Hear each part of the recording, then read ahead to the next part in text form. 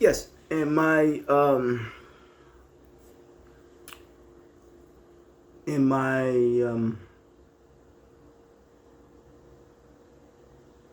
observation, experience, and study, as well as my interaction, when it comes to, I often say that society is under social reconstruction, where our feelings are becoming desensitized, our thoughts demoralized, our attitude dehumanized, our words devitalized, and our activities become destabilized. And let's call that a dealing with a spirit of apathy. For me, the true potential is to not to reflect carelessness nor callousness. And I've been experiencing psychological resistance, where it is known from a historical perspective that there's three liberating forces for what we call African American entrepreneurship, spirituality, and education. Not in a sense of it continuing to reinforce psychological and emotional and spiritual decadence, but to liberate, to be liberated from that psychological, emotional, and spiritual decadence, like a lack of accountability when it comes to moral and cultural decline, which is recidivism. Yes, and to heal from my emotional, mental, and cultural wounds. This psychological resistance and social reconstruction, bioavailability model of human restoration. There are 7 points that I will share, which is included is the introduction and then the conclusion. Psychological resistance in the framework of social reconstruction. It is not mere opposition to change. For me, change is a product of human effort, and that effort must be synthesized into a useful purpose. And if you look at the word synthesize, you see the empowering force of a word called photosynthesis. You see that, you'll make the connection. Then we get to the source of life force, the energy of life force. Yes.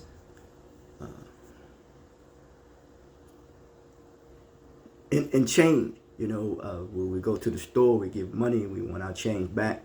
Imam Wandi Muhammad made it clear. He says that which is killing us is resistance to change. Yes. But it is a protective mechanism that develops within the human system.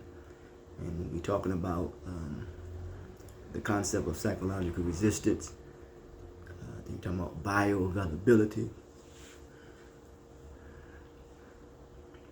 Because all systems comes out of a mentality. But we're dealing with this within the human system. We're talking about the mind, the body, and the spirit. It becomes overexposed. And anything becomes overexposed, it becomes like desensitized. So we're dealing with desensitization or desensitizing when it comes to one's social environment. Social environments, just as the blood-brain barrier protects the brain from toxics while allowing essential nutrients through. And yes, psychological resistance function as a mental barrier. And what I found out, at least when it comes to what we call people of African American, if I may use that language, they're known for their resilience in their psychological resistance. I think that it's the chemical, the unbalance there, that now the psychological resistance, it was a psychological resistance against any form of unhealthy activity that has been forced on the people. Now the psychological resistance is toward one another. Yes. Due to the overexposed or desensitizing social environments. Yes. Very toxic. Yes. Psychological resistance functions as a mental barrier, filtering emotional and social inputs to prevent further internal damage. What if you think about that, when it comes to the damage, I forgot who said about healing. One thing about healing doesn't mean that the damage never existed. It just don't control. So it becomes difficult due to the overexposed to desensitizing social environments for individuals to either coexist and coexist and interact with one another in a healthy, whole, and productive manner. Yes. And I'm not saying this is universally accepted, but I was going beyond race, class, gender, religion, economics, and politics. I was going beyond that, because this type of behavior is not discriminatory. No. And I'm tying it and connected to drug use. Yes. So it's filtering emotional, social input further to prevent further internal damage. However, when the barrier becomes over defensive, you see, and what happened is that a lot of times people become hyper defensive and they try to defend and hold on to past reputations. And a lot of times people who are in their feelings, they're in the past. They're in the past. This is not discriminatory, It is happening amongst the society in which we live because, as I stated earlier, all mentalities comes out of a system. Yes. Over defensive or under responsive. The person's bioavailability to truth, empathy, and renewal has become impaired. Yes. Now, excuse me, number 2, the analogy of the bioavailability. In the pharmacology, bioavailability is the proportion of a drug that reaches systemic circulation. Life itself is circular. Unchanged to produce its therapeutic effect. I have come to conclude, unnecessarily meaning it so, that the social, psychological bioavailability represents the degree to which an individual's consciousness is open and receptive and available for transformation. The ADME model, absorption, distribution, metabolism, and excretion, serves as a metaphor for human psychological processing. Because for me, a test is designed to see how you process information, how all of us process information. Absorption of truth. And for me, truth is the cause that impacts and affects the results of one's reality. Distribution through community. Metabolism through reflection. And excretion of toxicity. Yes.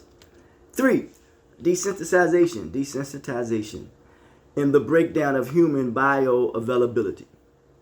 Yes. Now, I have identified 5 progressive conditions which signals a collapse of emotional moral metabolism. Desensitized feelings, as I shared earlier, demoralized thoughts, dehumanized attitudes, devitalized language, and destabilized activity. Yes. These represents the social and psychological equivalent of a system that can no longer absorb, metabolize, or excrete emotional, moral nutrients effectively. You think about that. Let's look at number 4. The social reconstruction as a therapeutic restoration. Yes, I would like to say redemption and restoration of the human spirit. And that's why I wrote an addiction book when it comes to restoring and redeeming of the human spirit, or the redemption of the human spirit. Yes. The contingency blueprint. The title.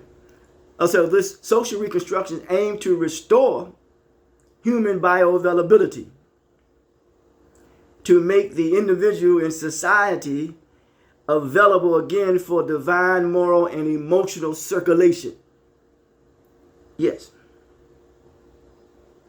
Politics is who, when, and what gets what. I don't know how to put it.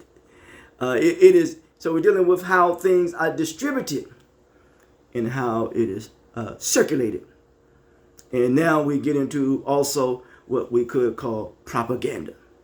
Yes. The process mirrors biological pharmacokinetics. Absorption restores understanding. Distribution promotes empathy. Metabolism revives coherency, and excretion removes toxicity. And this is how one can reclaim what I call social solidarity. Number 5, the blood-brain barrier of the soul. Now, I like to extend this in this wise, if I may, in the analogy of the blood-brain barrier.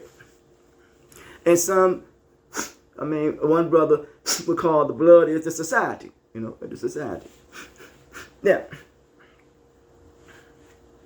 the blood-brain barrier, as I've, my analogy, it don't necessarily mean it is so, but I've come to conclude,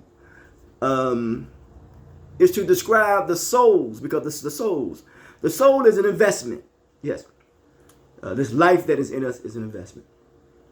The soul's selective permeability, the inner discipline to filter what enters the consciousness. You see, if the filter, the filter is no good, you need to change it. Yes. Yes. And even if it's filled You may have to empty it out. You still have to change it, but you have to empty it out. Empty it out. Yes. Some in religious sin, they would call it a kenosis spirit. Kenosis period. When sometimes we got to just empty out. Empty out. Yes. And we look at it from a system, a biological system, whereas that when we consume food or anything in our body, the waste have to come out. Yes, it has to come out. Yes. And that's why it's not good to hold any ill will feelings toward anyone. You gotta let it out. And that is challenging based upon, as I said earlier, of the overdose of I forgot the word, overexposed to social unhealthy social environments. Yes. Yeah, no question about it. Because we've got to realize that when the filter what enters the consciousness, and then we deal with the trauma or the oppression,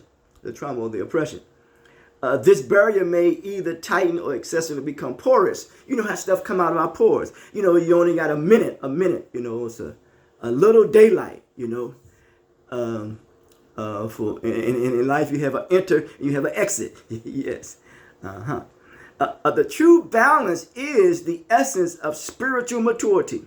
Yes, the true balance is the essence of spiritual maturity, because the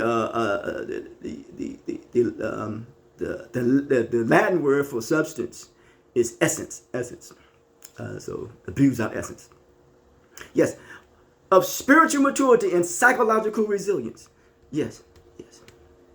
So the agonist and the antagonist in human interaction, because I've concluded that our social interactions lead to our business transaction, and that's how they effectively coordinate our power. And I realize that our social interaction skills are diminishing. The physical community is being replaced for the virtual community. Yes, interesting. But the agonists activate growth and awareness. Antagonists inhibit moral and emotional activation. And you see when someone takes compound the problem with substance use or abuse, they may have an adverse effect, and they can become very agitated. Yes, and antagonistic. Yes, they're very, very much so. But it inhibits the moral and emotional activation. And I always learned that we should not wait to circumstances to activate our mental well-being. Our mental well-being should always be active. Yes. Understanding this dynamic allows individuals to discern which influences should be absorbed and resisted during social reconstruction. You think about that one, huh, man? Yes. But now 7. The psychological resistance as the first step to restoration. Resistance is not rebellion. It is a signal that sensitivity is returning. Because remember, I stated earlier that the society is under social reconstruction, where our feelings are becoming desensitized, our thoughts demoralized, our attitude dehumanized, and our words are becoming, or behavior are becoming destabilized. Yes, desensitized, demoralized, dehumanized, devitalized, and destabilized. Yes, our sensitivity is returning. I think sensitivity is the highest form of communication, because when inspiration comes down, one's aspiration goes up, and when they meet and together, that is the highest form of communication. The sensitivity. The sensitivity is returning, which means you're coming back to your senses. Amen. You're coming back to reality. You cannot. You don't want to. The difficulty in living with this reality, and you try to escape it because of the severity of the pain. Yes, the severity of the pain. I understand. Really, yes. So your sensitivity is returning. When the numb soul, ain't that something, begins to resist falsehood, And that's esoteric teaching, falsehood, that you have a monopoly on something and no one else, and that people become dependent on what you have to say. Like all us, many of us, some of us want our own little kingdom of our own, or kingdoms of our own, And it's a challenge in the society in which we live.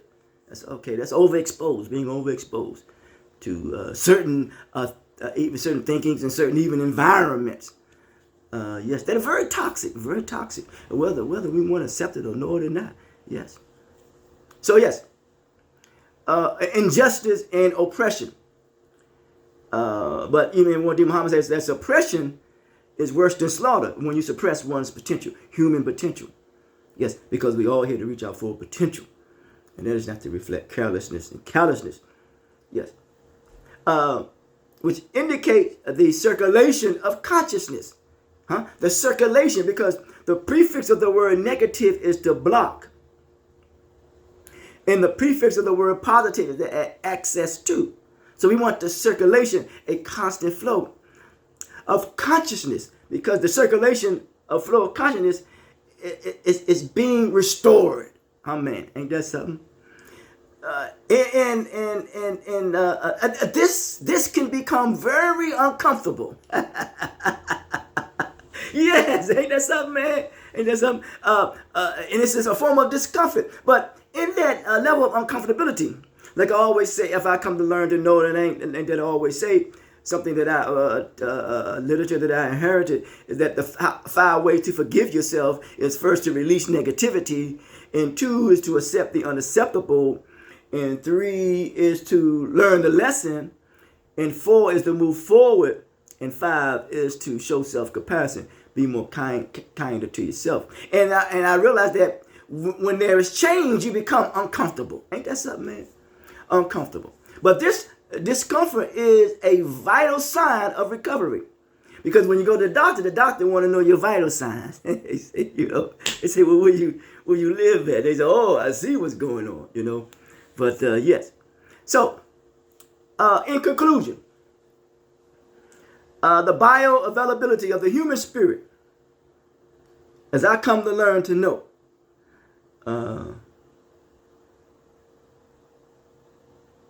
the vision, because humanity will be driven by ideas. The ancients said that humanity will be driven by ideas.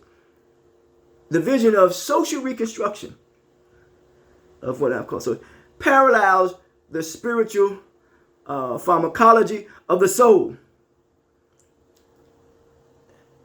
Healing society requires restoring the bioavailability of truth, empathy, and responsibility within each individual. This is what I go about trying to do on a daily basis. And I try to do it on a daily basis with my own individual experiences, however uncomfortable they may be. Only when humans are emotionally, morally bioavailable. Ain't that something? Bio means two.